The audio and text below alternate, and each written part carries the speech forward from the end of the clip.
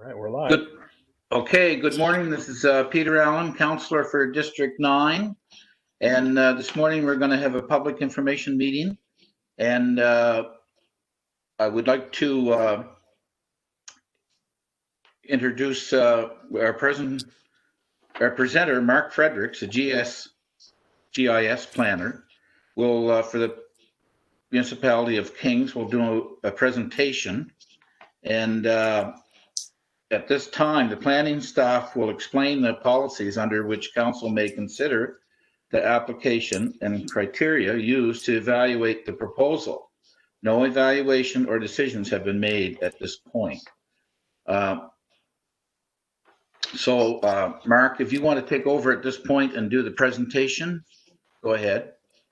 Certainly, yes. Thanks, Councillor Allen. So we've got an application from Jonathan Stacey, who's with us today. Jonathan Stacey is looking to establish Valley Sky Luxury Camping on a large, beautiful property at the end of Grand Prairie Road in Walbrook. The purpose of this meeting is just to inform the public of the application, to explain the planning policies, and to receive preliminary feedback from the surrounding neighborhood or any other interested parties before we take it through the municipal approval process. So this is fairly early on in the process, just looking for feedback from the public. The proposal here is to create a development agreement, which is a kind of negotiation, which allows something to happen on the property above and beyond the allowances of the zoning. So the proposal is to establish a development agreement that would allow for more than 2 camping accommodations or tourist cabins on the subject property.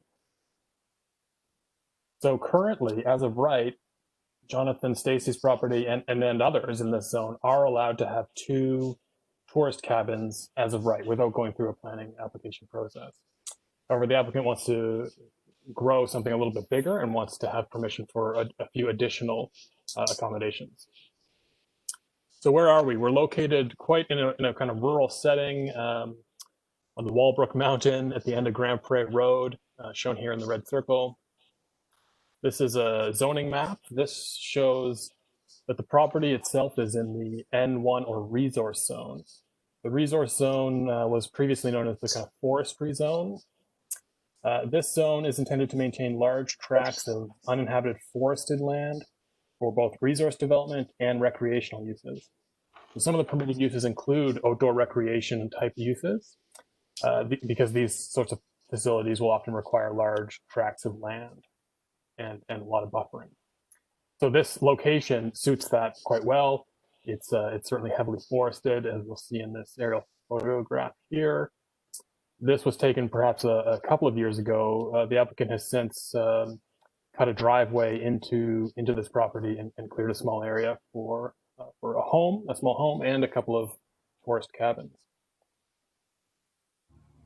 This is a photograph from a week or two ago when Jonathan and I met on the site. He's been busy clearing some space, getting things ready, getting a driveway in and ready for these manufactured luxury camping domes to arrive on site. So the planning policy that allows us to consider this is found in our municipal planning strategy. In policy 3.6.9 allows council to consider by development agreement within the resource designation proposals for uses that are not otherwise permitted or cannot meet the zone standard. So this is the situation that we're running into. We've got a camping facility that's just a little bit beyond the as of right allowances. And so we can consider going beyond that through a development agreement. And that's this policy shown here. That enabling policy comes with a bunch of criteria. This is lengthy, but essentially what we're looking for is when we consider a development agreement like this, council will be satisfied that the use is a listed permitted use, which we know that it is. Tourist cabins are permitted in the zone. And that the conditions that prevent it from being permitted as of right, that is, why can't they have more than 2, be addressed within the development agreement. So that could look at enhanced buffering. It could include building or structural designs, positioning on the site. Now, this is a fairly wooded site, so it offers natural buffering very, very well. So those are the sorts of things that we look at when we consider development agreements like this. As well, the proposal must meet the general development agreement criteria, which is a long list of criteria that we look at whenever we consider any development agreement or any land use bylaw amendment. So we'll go through those. These are fairly straightforward, but these are, again, we review these with every planning application. These general criteria. We look to see, is the proposal generally in keeping with the intent of the planning strategy? Is it achieving the general intent of what we saw the resource areas providing? Is there any financial impact on the municipality? Is there potential for land use conflict, or is there land use compatibility issues in the area? We look at adequacy of school and recreational facilities and the creation of traffic hazards or congestion. So some of these things we look at internally in the municipality. Traffic, for example, we would reach out to the provincial Department of Transportation and consult with them on traffic flow and road conditions and so on. So this list continues. We also look at adequacy of fire protection. So this would fall into a fire district, perhaps the Wolfville Fire Department district. We'll look into that and verify, is it an area where reasonable response times can be expected. We look at adequacy of sewer and water networks. Now, in this area, it's really private wells and septic systems, but again, these are general criteria that apply to kind of all of the county. But we look at those things, and we would look, in this case, because there isn't central water or sewer, we would look for verification that Nova Scotia Environment has approved the water and sewer systems that have been installed. We also look at potential flooding or drainage issues. Also look at groundwater supply or well field potential areas. Oftentimes in our more urbanized communities, we do have well field protection areas, and certain uses may conflict with those. But in this case, there are no well field areas in the community, Walbrook. We also look at pollution potential, soil erosion, siltation of watercourses. So this property does have a watercourse that kind of creates the southern boundary of this property, and we would ensure that the erosion controls within the municipal specifications are followed to reduce any siltation of watercourses. And when applicable, we look at lake water or wetland issues, and particularly in rural areas, we look at negative impacts on neighboring farming operations. Now, in this case, it's again fairly well buffered property, and it doesn't appear that there's a massive amount of farming adjacent to this property, but sometimes in rural areas, you may have an event venue or some kind of facility that could impact the viability of the farming operation, whether that be spraying or harvesting or whatever, if that property was adjacent. In this case, we've got a lot of buffering and we're in a wooded area, so it shouldn't be an issue. But again, these policies will all be reviewed in a planning staff report.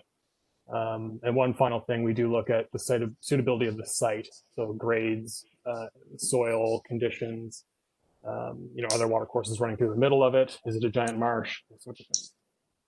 So all of those criteria are reviewed in a staff report, which comes to the Planning Advisory Committee. This is after we've done a staff review, we've reached out to Department of Transportation and Municipal Engineering and so on. We'll do that type of review.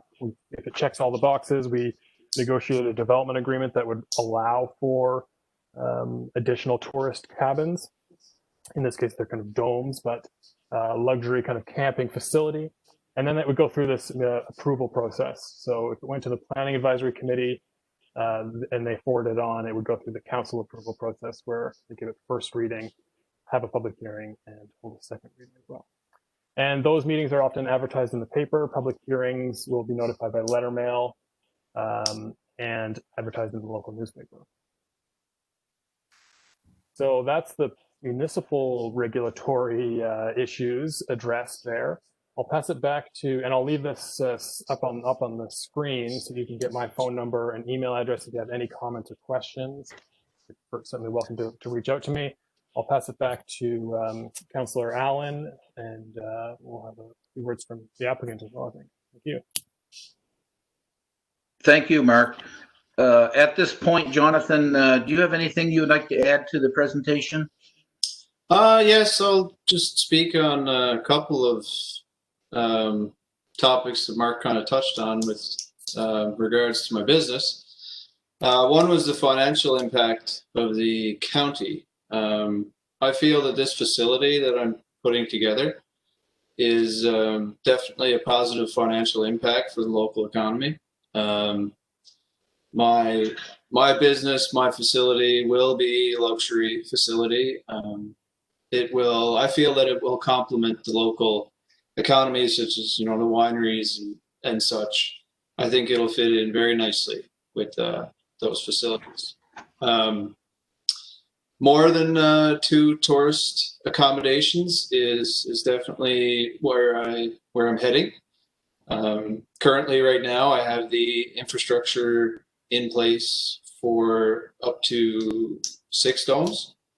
After that, I will have to install some more infrastructure, but it's a great project. I'm very excited about it, and I believe it's definitely a big positive for Kings County. One of the other aspects that I'm after with this land development agreement is the tourism part of it. Obviously, I plan to exploit all the wonderful things the Annapolis Valley has to offer. The history of the valley. I mean, just down the road from me, there's a UNESCO World Heritage Site, Grand Pré. At the museum down there. I have to stop and think about that for a second. It's not just the Nova Scotia World Heritage Site or a Canadian. It's the whole world, and a lot of global travelers look at these things, and we can bring people in and get them to spend money and stay. I think it's a great project, and I'm very grateful I had the opportunity to sit in on this meeting and learn a few things about the process. So thank you. Thank you, Jonathan. And so at this point, I'll mention that public comments and questions, you have 30 days to ask questions or comments. And when you post your questions or comments, would you please mention your name, address, and the community that you are from? And so you have 30 days to do this. It's posted, the presentation is being recorded and posted to the website. So if you want to view, you can go to the municipality website and view this public information meeting. And at this time, I would like to just say that the planner is available, Mark Fredericks, to receive further comments or questions regarding the proposal. You can contact Mark at 902-690-6276 or by email at mfredericks@countyofkings.ca. So I'd like to thank everyone for attending and taking part in this public information meeting. And at this point, that concludes the meeting for me. Is there anything else that you would like to mention, Mr. Fredericks? No, I think that's it. Thanks, Peter, and thanks, Jonathan, and hope to hear from some folks in the public. Thanks a lot. Very good. Thank you. Thanks, guys. Bye.